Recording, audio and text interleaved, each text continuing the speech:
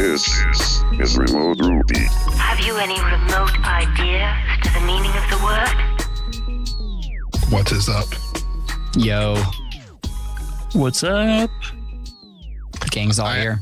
I asked y'all first, so Oh, Oh, well, it's Friday, I guess. Gang- somewhere. I'm not even happy it's Friday Why not?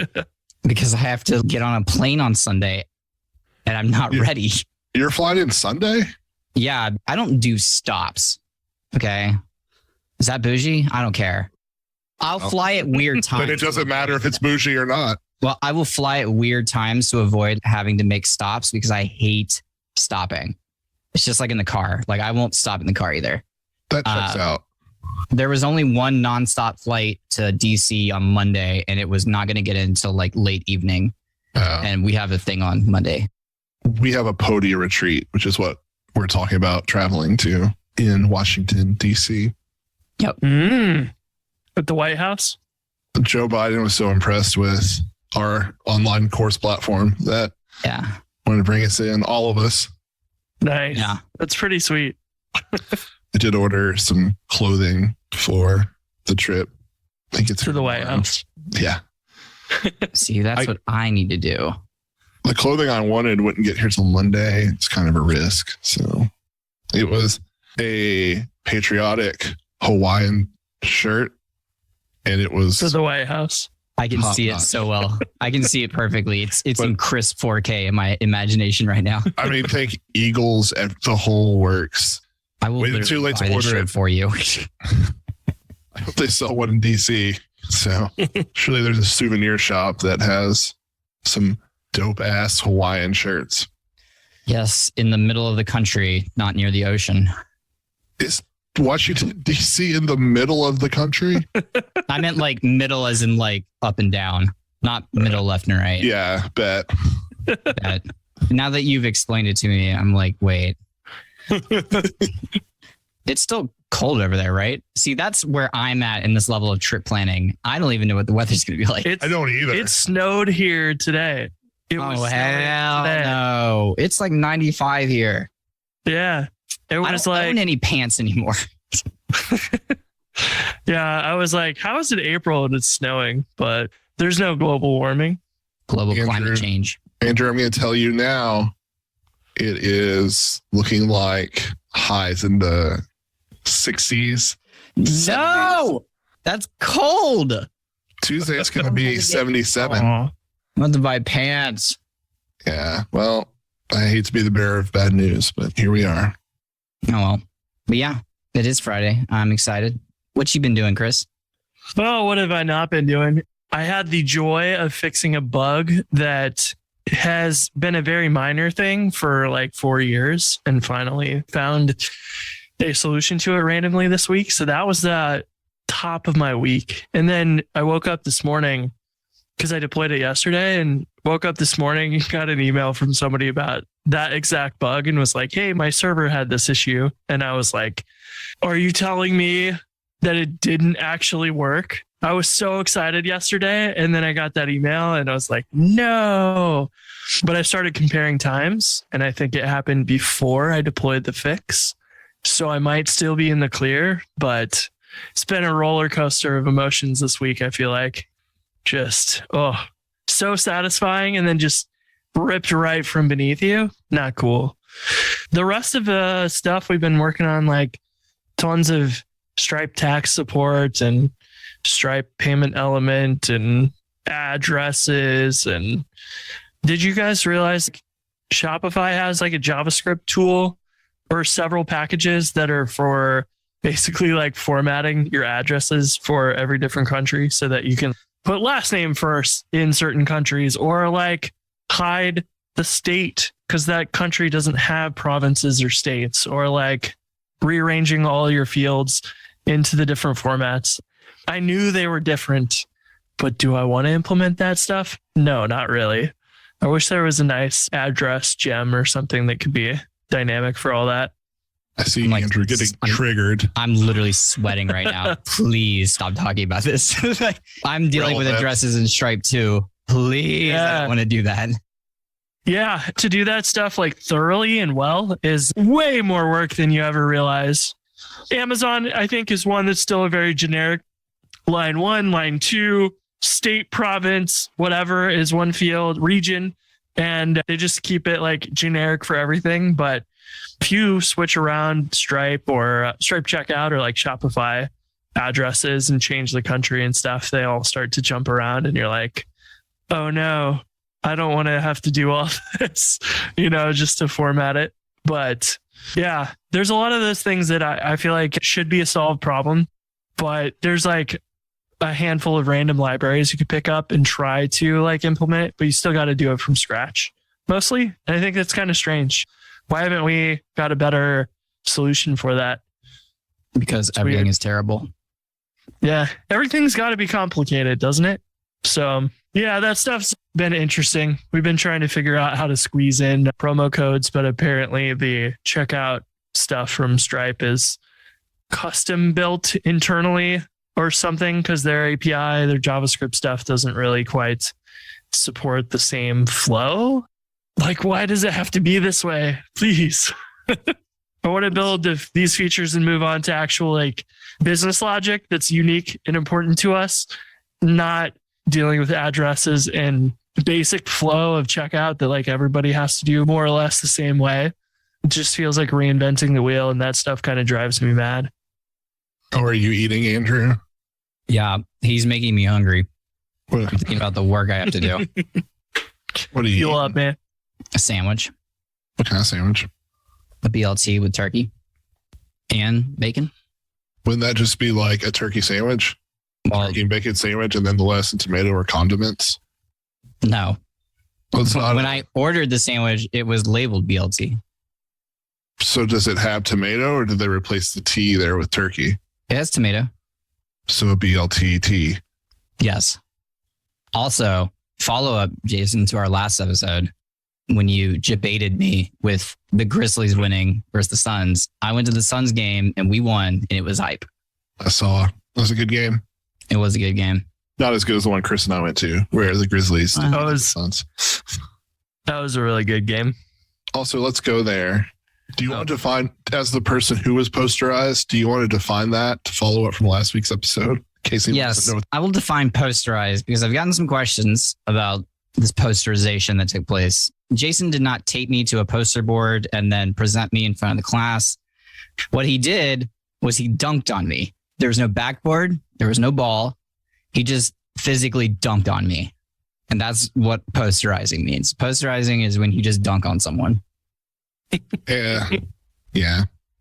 Okay, so there's not a lot in Ruby world, I feel like, right now to talk about. We can talk about the WebAssembly stuff with that. Jason, what was the name of your project that was running Ruby in Ruby.run? browser? It's runnerby.io. I was thinking about that when I read that email. It's actually still up and running, but I get a lot of people who talk to me about that. But all I did was build the UI for it and like link it up. My friend Will Glenn was the one who's like, oh yeah, we can just take this, tweak it a little bit here and just make it run in WebAssembly. And I still to this day, I'm like, I don't know how the hell you did that. But yeah, it's still up and running. But this is cool because it's supported by the language. Ruby is like, here's our anointed WebAssembly version. Yeah, I was going to say, so then I assume that's like you could replace what you had before with all native stuff in Ruby or whatever instead of however it worked before. Yeah, we exposed some like JavaScript methods because it's I don't remember what I built it in. It's just like a pure React app. It may have been Create React app actually running it. So we exposed some like JS for it. So I would assume we'd have to maybe tweak some of that. That'd be an interesting thing to try. I haven't even touched that project since we did it. So yeah, it seems really interesting. I don't really know practical use cases for it or whatever, but yeah, it looks neat. WebAssembly is kind of fascinating. I don't know if I'll ever use it for anything, but there was some talk maybe in a Hacker News thread about that this week. I haven't read much about the release, but supposedly it comes with a way to package up your Ruby code, I think like including dependencies even, So like you could not, it's not necessarily the same as like a Go executable, but in that like you could package it up to run. I don't know the full extent of it, but it's interesting to me. I did some of that in Python back in the day when I was working on my Carex project for like Linux dependencies. And that was effectively the same thing where you take Python and you put all of the Python scripts with it. And then you like have some executable that basically says, here's this internal Python executable, run these files inside of it. And maybe it's similar to the way that works or whatever. Because an executable can kind of be like a tarball or a zip file, like where you've got multiple things in it. So that's kind of nice to package up and whatever. But yeah, seems pretty cool. I think Bilal sent me the link to it, but Nginx now has like a way to run mruby, and you can script things inside of Nginx. So if you wanted to like register a Let's Encrypt certificate whenever a request comes in for the first time, instead of doing it ahead of time, you could write a Ruby script that runs inside Nginx as a module, which is sweet, instead of writing Lua or whatever. I think Lua is the main one they support. Have you ever written Lua? I don't think I have. I think I have one time. That or the person I was just mentioning that I did this stuff with, Runner B, showed me Lua because he is a genius and probably had a very good use case to use it for something. But I haven't used it exclusively, ever. The one or two luau's. There it is. In Washington, D.C., in the middle of the country. Yes. Speaking of mruby, I was digging into that the other day. mruby. Yeah, because I was like, come on. You're gonna mruby. You're gonna light my body on fire for your shit and then pull out the mruby. Yeah, exactly. I will not stand for this. Okay. I was playing with mruby the other day because, I mean, I've heard about mruby in the past and I've never really looked into it. And I started to have this idea of, I wasn't even really sure what exactly it did, but I was like, if I could like package like an entire Ruby executable or whatever into this thing, I was building Alfred shortcuts. One thing that people have complained about in the past is like, oh, well, if you're building Alfred shortcuts with Ruby or like PHP or whatever, you have to install them. And I was like, what if I could like somehow package like an mruby executable into it? But I don't even know if you could do that. And then I started reading the instructions and I was confused. And then I was like, anyway, what else am I interested in doing right now? I've never worked with that at all, but I'm so fascinated by mruby. I think I'm most fascinated by it because last I heard, that's what Matt spends most of his time on, or he did at least back in like 2017, 2018. Right. That. My impression of embeddable Ruby is embedding it on hardware, Raspberry Pi, stuff like that. But I could see why you would want to do that for Alfred. I was just like, if there was a way to like package like this entire thing up so that regardless of what's on your system, it could just run, that would be ideal. I don't even know if that's a thing or not. Yeah, I think that's kind of the intention of it, right? Because I don't know. I haven't done a whole lot of that stuff for quite some time, like the lower level stuff. Although, speaking of Raspberry Pis, I have one right here where I took the Raspberry Pi and wired up this little, I'll do a screencast on it, but I've got this blue box here is a little dust sensor. So it has like a laser in it and a fan, and it will like reflect the laser off of the dust and then give you a measurement of the PM2.5 and PM5 and PM10 like dust particles. So you can like have an air quality sensor. And that was pretty cool because you basically set up the Raspberry Pi and use the serial interface to read from that device, and you like power it through the Raspberry Pi. And Tenderlove wrote a Ruby gem called UART, which is like the name for serial connections. And I didn't have to like write any code basically, but I could install, it took 20 minutes to compile Ruby on the Raspberry Pi and install this gem, and like, voila, I could read these like dust particles and stuff. And then I lit a candle next to it and blew it out. So there's a bunch of smoke, and like the air quality was really good. And then I put the smoke by it and you could see it shot up real fast to, dangerous levels or whatever. And I was like, this is sweet. So it's fun to like do something like that where like I spend all day building Rails apps and web apps and everything. But this is like hardware stuff, connecting to pins on the Raspberry Pi, and you have to know the baud rate and how to read these like packets that it's sending over and process it all and read streams off a serial interface ever myself. So it's fun to like dig into that stuff. That's the content I want. We'll do a screencast on it and hopefully I'll be able to explain it well enough to understand, but it's really like pretty straightforward because the Raspberry Pi just runs Debian Linux. They're like flavor of it for Raspbian. And it's basically like a regular computer, but you can buy those little ESP32 chips, like what Ben Wood showed us with the LED thing. And that you typically run like C code on or something. So that might be a better place. Like if you wanted to run Ruby on there, mruby or something like that might be a good fit. Because for the most part, what I did was just as if you plugged it into your computer, like through USB. So nothing fancy Ruby wise there, but kind of cool. That's really cool. I've been reading the mruby docs about how you take embedded Ruby and run it. It's complicated. And there's several ways. There's a REPL, which isn't necessarily relevant to this. But you can run the mruby program by passing it to an interpreter. It's just an RB file. You can read it with C code.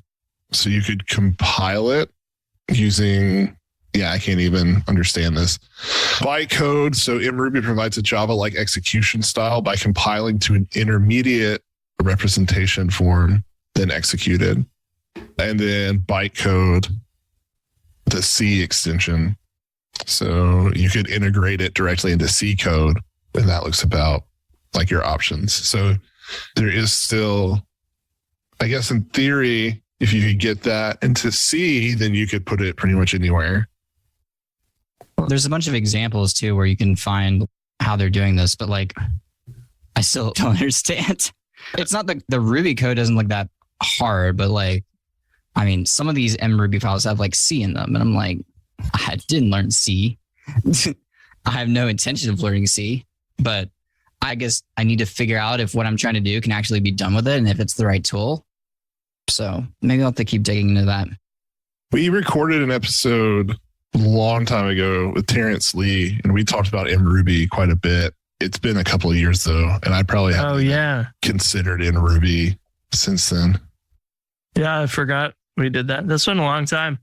Been a lot of podcasts since then. This is 175. How wild is that? Wow.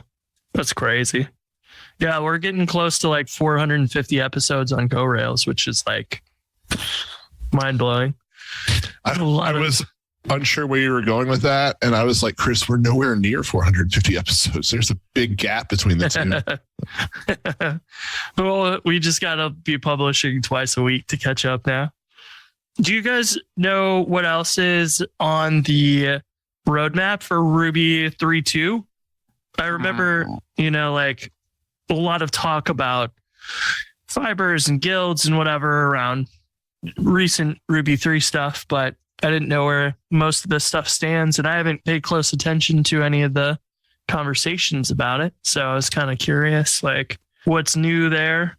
All I know is that whoever is writing these release docs is using Obsidian or something like it, because they left a bunch of like backlinks in the release notes that don't actually evaluate to anything because they only mean something in the context of where that backlink exists. Yeah. Well, I think what's really interesting is that they're bundling even less third-party sources. So like that's going to be something people have to probably make changes for if they're going to upgrade. Yeah, like the libyaml and libffi stuff has been removed or whatever. Libyaml source has been removed from Psych. You may need to install libyaml dev on Ubuntu Debian. There's a few other little hash shift. Now always returns nil if the hash is empty. Some procs and refinement set, string and struct changes, but all pretty minor stuff. Wonder what the like big plans are for the rest of Ruby 3.2, because that'll come out December, right? Right. I'm looking at some of the commits. Like there's some IRB now has autocomplete. You can use tab or shift tab to move up and down. Cool. That's kind of interesting. Next year is going to be Ruby will be 30 years old. Jeez. First developed by Mats in 1993. That's crazy. I was dead then. We had this conversation not that long ago. That's why I said it. We haven't talked about this in Vegas. And we didn't come up with a solution. Yeah, it's some interesting stuff here. I was looking at the other notable changes, like some changes to module, some string stuff, structs. Although now that I know that structs are so slow, I haven't been using them, which is just sad to me because I like structs. I think structs are fine, but open structs are the slow one, I think. Okay. Now, I guess the WASM stuff is the big one. But I don't even know what I would use WASM for. Yeah, I wonder if we'll see more YJet changes and things like that throughout the year. They still got quite a few months for things to ship, but it's about 8.5 months away or something. Well, I know they're rewriting in Rust. Oh, yeah. That's going to be really interesting. That would be kind of fun to like follow along. Yeah, it'd be really cool. And I can read Rust and see. It'd be nice to have somebody kind of doing a constant update of just here's all the activity of the Ruby language, what's going on in the main branch and stuff. I know that is often kind of monitored by people in the Rails repo, but I don't think we kind of have the same flow of updates on Ruby itself. So that'd be kind of neat. I guess it's kind of hard. Keep an eye on that. Because it would be easy to do something like that because every GitHub repo has an RSS and the Ruby site, like the news channel has an RSS as well. But it's just like when you read the commits, it's like, how helpful even would this be? Like, because I know I follow this woman named Eleanor and she makes a newsletter for all the changes that have happened in Obsidian each week. But I'm looking at some of these commits and I'm like, what is helpful and what is not? Raise proper exception when month argument is not named. Yeah. Okay. Yeah, that's where someone doing a curation would be nice. So it's like they can interpret all this stuff for you, just tell you what you should care about or not. It'd be nice. It looks like they also removed a bunch of default gems. Oh, yeah? It looks also like typeprof is now, the following bundled gems are updated. The following default gems are now bundled gems. Okay, so net FTP, net IMAP, net POP, net SMTP, matrix, prime, debug are now default gems. The following bundle gems are updated: RBS, typeprof, RexML, test unit, rake, power assert, and mini test. Because that was what bit a bunch of people write with Rails and net SMTP and whatever. So they had to add that as an explicit dependency or something in Rails. Because it was just shipped with Ruby, so you didn't have to worry about installing it or whatever before. But yeah, that's probably an interesting one to manage because it's probably easier to ship updates as long as it's not included in Ruby. Then just push them as Ruby gems and it can be there anytime. Right. Rather than waiting for the once a year release for Ruby or whatever. Yeah. Wasn't that changed though in 3.1? Yeah, I think so. Which, for me, I'm like, that's a breaking change. Is it not? Yeah. In theory, it wouldn't have been if you had the set right on the other things. But if you don't, it is things that it work is sort of not work now. It is sort of one of those where it could be a breaking change, but it also could be you can assume that hopefully the dependencies would have been listed correctly on the gems. So in theory, it wouldn't have been a breaking change, but it ended up being one. I had a few things like that in a few gems recently where it was assuming that maybe a couple people are going to be using this in a certain way. It's not a breaking change for anybody else, but maybe 5 users who might be doing something really advanced. Right. And it's just kind of do we go with the Chrome versioning and just have our major version is 197 and just release major versions all the time? I don't know. So I think we ended up doing a minor version for a couple of those things. And then a few other things were kind of okay, these are definitely breaking. So we'll do a major version for that. But it can be tough to manage that because it's never really clear and you don't know how people are using stuff. So you might not even know that shipping this change is going to be a breaking change. Right. It's kind of hard. I mean, if it's public API and it breaks, if someone's using it in a way that you have no idea about, or like somehow they're like, if they're actually not using the public methods, then you can't protect against that. Hi, my name is Andrew Mason, and I'd like to tell you about Honey Badger. Whether US East 1 is down or you forget to add a configuration file, everyone has an outage from time to time. When your next outage occurs, transparency is critical. The difference between a minor annoyance that people soon forget and a fiasco that creates sustained resentment is how you communicate. That's why you need Honey Badger. Honey Badger is a crucial component of your incident response plan with their uptime monitoring service that now has an exciting new feature, public status pages. Create a new status page with custom domains, branding, and more. Don't let Twitter be the only way your users can find out if your app's down. Sign up for Honey Badger to improve your incident response with a shiny new status page that you'll be proud to show users. Visit honeybadger.io and start giving your users a better experience today. Let them know that Remote Ruby, and specifically Andrew Mason, sent you. I was having a conversation about this with Drew Bragg the other day because I offered to give him a hand with automatic releases on his Ruby gem that he was making for redacting data off Postgres when you're like dumping data. And that conversation came up because I was like, well, in order for this to work really well, you need to be using semantic commit messages, which we can talk about in a second. But he was like, well, how does it know what version to like bump it to? Because basically the way this action works, it's called release please, is that every time you make a change to main, if there's no open release PR, it will create one, which will bump your version and it will update all your change logs. And as you merge into main, it will continue updating that PR until you're ready to release. And then when you're ready to release, you can just hit merge. And I have it set up so that it will actually cut the release on GitHub, add the changelog stuff, tag it, and then it will release it on Ruby gems as well. And the way it knows what version to bump it to is based on your commit messages. So the primary three prefixes, conventional commits is like a standard for basically prescribing this format to your commit messages. And because anything that's in a specific format can be like parsed basically. So if you're using this format, it opens the door for like a lot of tools for you to be able to use to like really help out your workflows and stuff. And I, number one, never want to update the changelog. And number two, I never remember how to release gems that I go back to or pick up from someone else. So we were installing this and I was like, so here's the deal. If you prefix it with feature, the PR that it will create is going to be a minor release. And I was like, and if you're prefixing your commits with fix, it will make a patch release. And I was like, but if you add like a bang at the end of it, that's a breaking change and it will do a point upgrade. And he was like, well, I feel like this is almost kind of forcing you into like these specific increments of release. And I'm like, yeah, but these are the way you should be doing it, right? You make a breaking change, you bump the point release.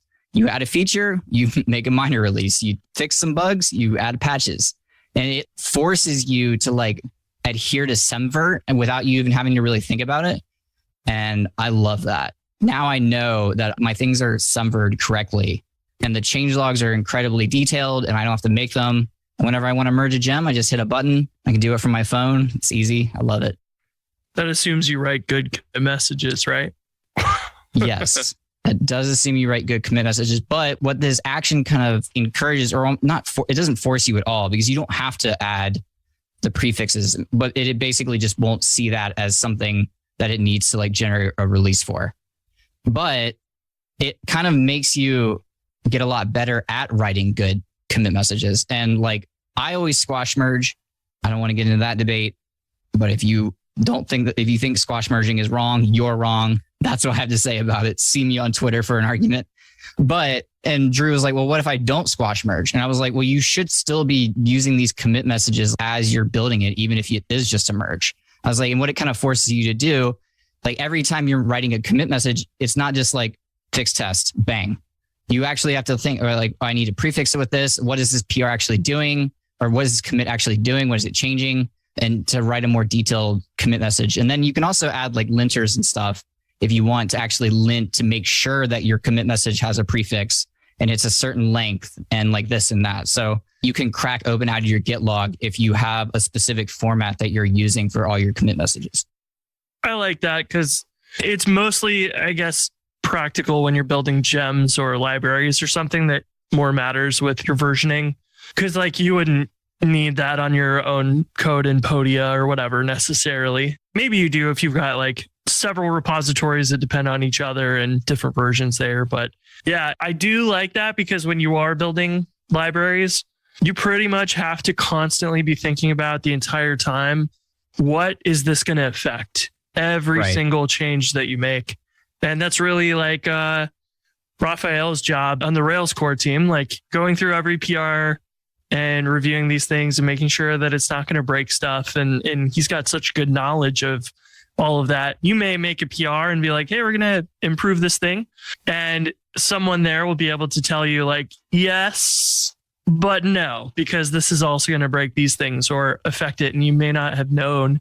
And I love having that kind of as you go, add those things to the changelog. Because guess what? It is hard to like keep your changelog up to date or whatever. Like I'll pretty much at this point, like every PR that's made, just make sure there's a changelog entry with it. If I'm not using this process, which I'm not yet, but I probably makes a lot of sense to kind of switch to that. What do you think about getting PRs on an open source project? Are you going to force everybody to adhere to that? Because they probably won't. And then we have to go have them rewrite their commits. Yeah. So as long as the top commit there is fine. Well, it's going to be whatever. It's basing it on whatever gets merged to the branch you're pointing towards. So if I'm saying anytime something is merged to main, then check to see if it has a prefix. And if it does, either update accordingly the changelog and the pending release. So for open source projects, I literally, every time I make a new repo, the very first thing is I disable every other form of merging except for squash merge. And for an open source thing, that would be even better. So that way they don't have to adhere to it. But whenever you're merging it into your code base, you can take whatever information is in those like commit messages that they made that you think maybe is like context that you want to keep, add that to your main commit message and like write a better commit message for the whole thing. The other thing you can do is you can update the body of the commit messages and with certain things that release please has in their documentation, and it will do things accordingly. Like I can add in just the body of a commit message, not in the title, like I add release as version 2 and it will change that. Or I could like change what it will appear in the changelog in the body of the commit message as well. So if you didn't want to squash merge, you could change their commit messages. But the other thing is like at the end of the day, like you're going to be the one hitting merge.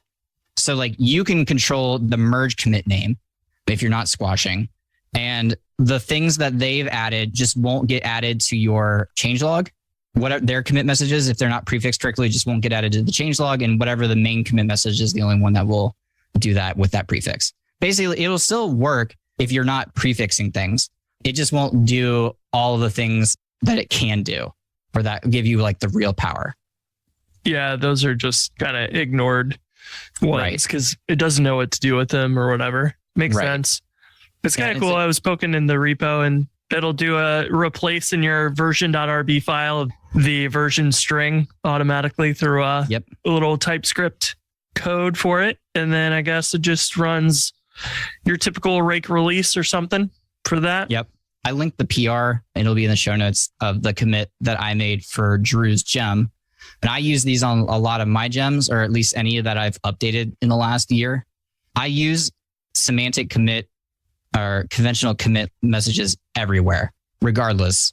The only place I don't do it really is at Podia because we don't do that. But the one thing when you were talking about earlier, the other nice thing about for a big project, like if we were to adopt this at Podia, one really nice thing about having the commits prefix like this is that it makes scanning the Git log so much faster. Because I'm like, okay, something broke here. And I can look at the Git log and see, well, this is a fixing this, or this was a fix, this was a fix, this was a fix. This is a feature for this thing. And it suddenly it adds more context to like your Git log.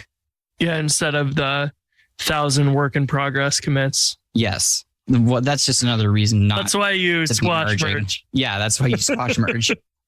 Yeah, I agree with that. Like the history in Git is a tricky thing to get right sometimes. And I feel like having that context right there in rather than having to read every single message in its entirety and like try to interpret, was this a fix or was this a feature or why did we do this?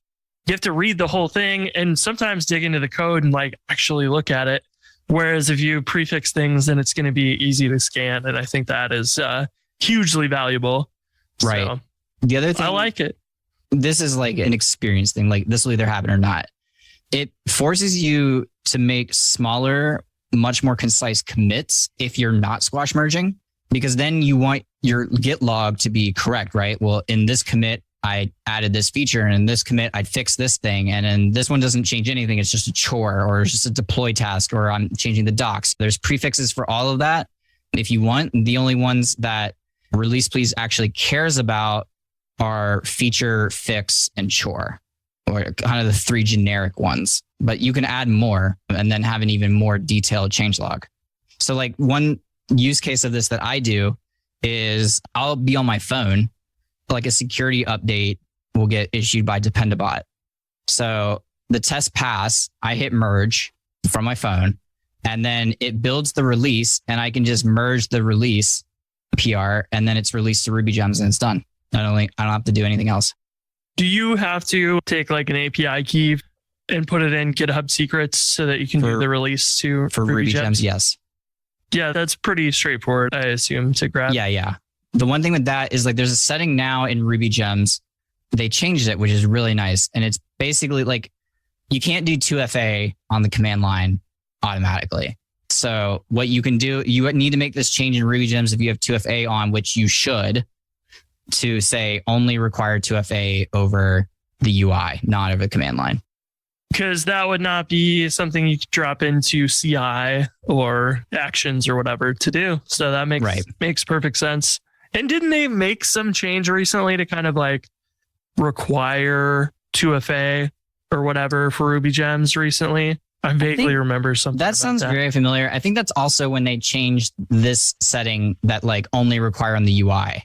Yeah. That would make sense that they did both of them. Because I think that was like the main thing was like before, if you wanted to release over the command line automatically like this, you had to turn 2FA off everywhere. And now you can have it on the UI, which is where I want it.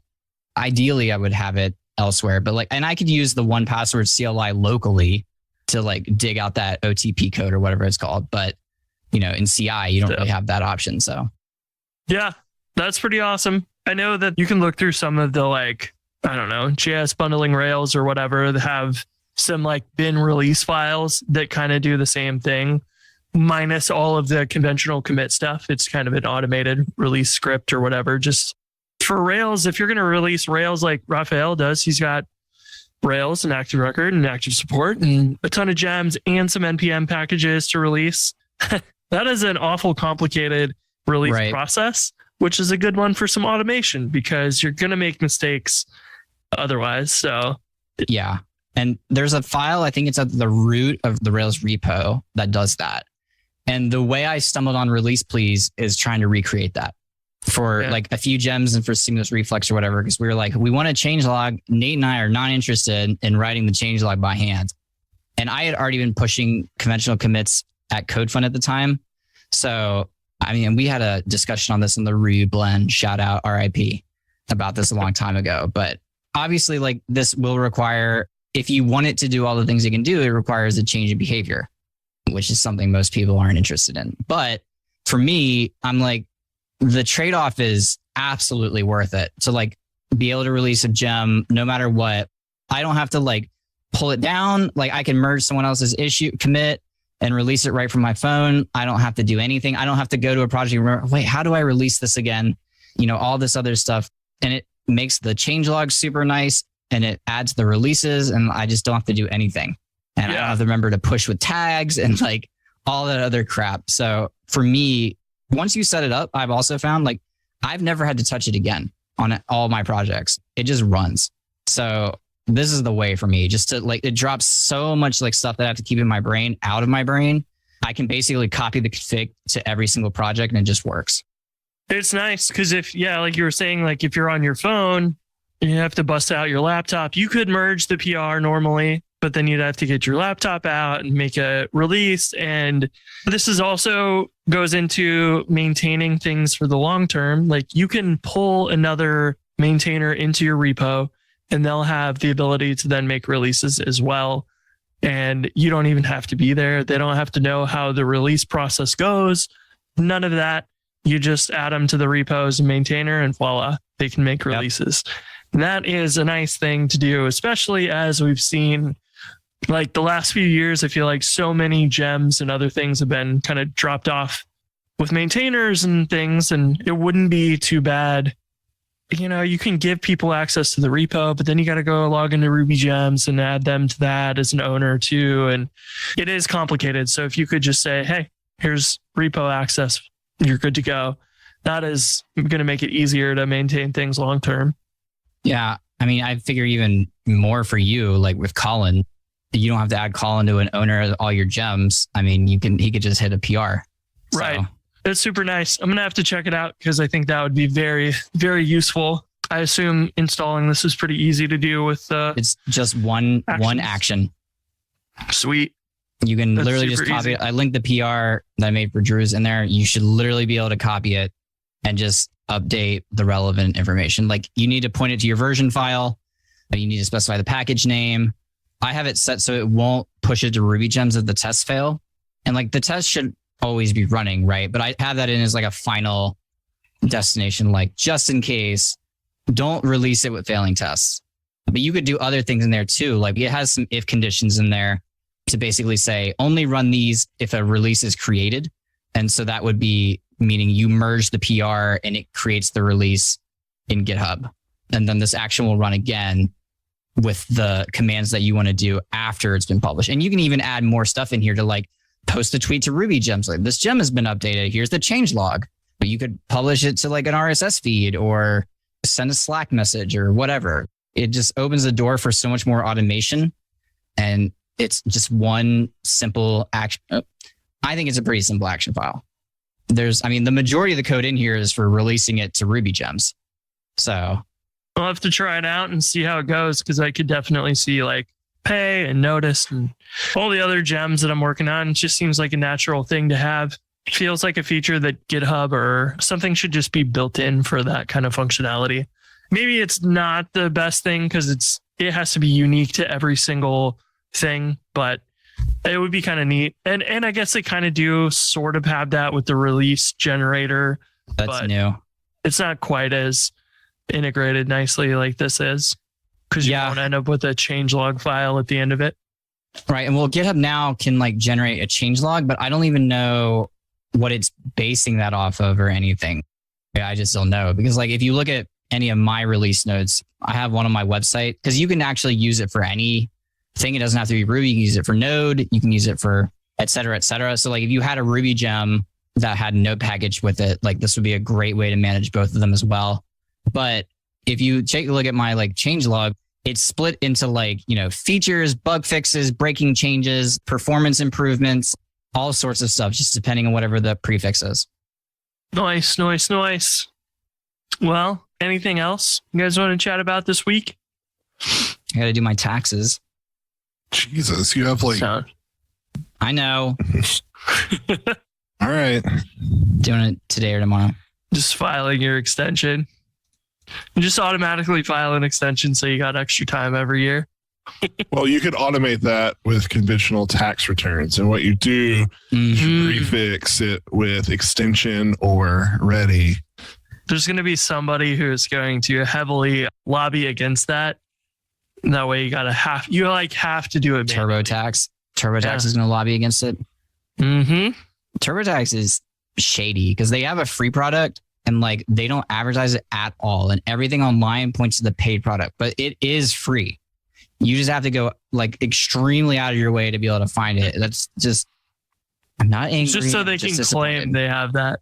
Yeah. Well, it's just deceptive to people who like can't just drop $50 for no reason. Like when they think it's going to be free, like it's shady. It's wrong. The other thing is then they're like, oh, you don't have to pay today. We'll just take it out of your refund, but it'll cost an extra $40 for us to do that or whatever. We got to make life harder, right? So Absolutely. we can make a few extra bucks. All right. See ya. Bye. Bye. What a note to end it on.